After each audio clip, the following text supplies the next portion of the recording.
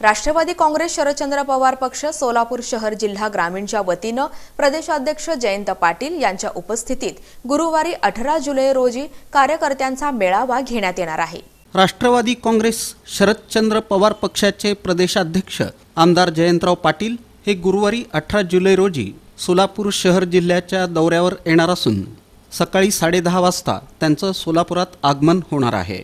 त्यानंतर सकाळी 11 वाजता सोलापूर शहर जिल्ह्यातील ग्रामीण भागातील सर्व पदाधिकारी आणि कार्यकर्त्यांचा मेळावा सुशील रसिक सभागृह मुरारजी पेठ सोलापूर इथं आयोजित करण्यात आला आहे। प्रांताध्यक्ष आमदार जयंतराव पाटील हे संपूर्ण महाराष्ट्राचा निष्ठावान संवाद विक्रमी यशाचा विकास दौरा करणार असून महाराष्ट्रात त्याची सुरुवात सोलापूर शहर जिल्ह्यातून ते करत आहेत। लोकसभेच्या 2024च्या निवडणुकीपूर्वी देखील जयंत पाटील यांनी अशा प्रकारचा जनसंपर्क दौरा केला होता। त्यावेळी देखील सोलापूर शहर जिल्ह्यातील जनतेनं खूप चांगला प्रतिसाद दिला होता। या निष्ठावंतांशी संवाद साधता यावा म्हणून माढा मतदारसंघाचे नवनिर्वाचित खासदार धैर्यशील मोहिते पाटील हे देखील या मेळाव्याला उपस्थित राहणार आहेत, अशी माहिती पक्षाचे प्रवक्ते ॲडव्होकेट UN बेरिया यांनी दिली।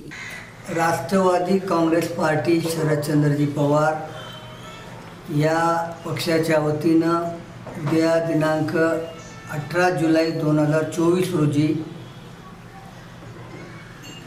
सकाळी 11 वाजता सुशील रसिक सभेमध्ये राष्ट्रवादी काँग्रेस शरदचंद्रजी पवार यांच्या या पक्षाच्या पदाधिकारी व कार्यकर्त्यांचा भव्य मेळावा आयोजित केलेला आहे। उद्या आमचे पक्षाचे प्रदेशाध्यक्ष माननीय जयंतराव पाटील हे सोलापूरच्या दौऱ्यावर आहेत।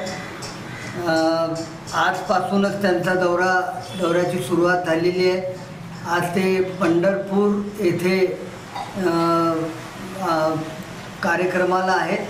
त्यानंतर ते उद्या सकाळी 10:30 वाजता सोलापूर शहराच्या दौऱ्यावर येत आहेत।